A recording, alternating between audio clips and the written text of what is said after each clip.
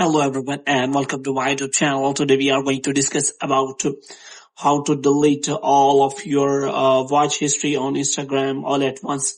For example, if you want to clear all of your watch history, which means the reels, posts and all of the things you have watched on Instagram all at once. So how you can do that? For this, what you have to do, you have to simply watch this video completely.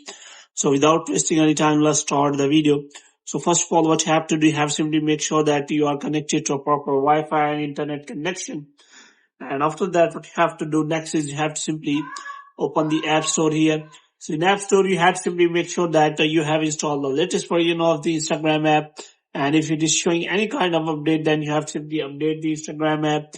And after updating the Instagram app, you have to simply open the Instagram app, and here after opening the Instagram app you have to simply click on that profile icon, and here you have to simply click on three lines here. So in three lines you will find the option of your activity. So here you can simply click on that.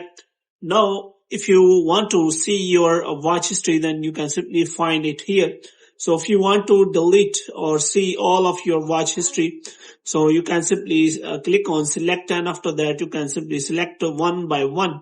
But if you delete them all at once, then there is no option available whether you want to, or you will be able to select all of them all at once.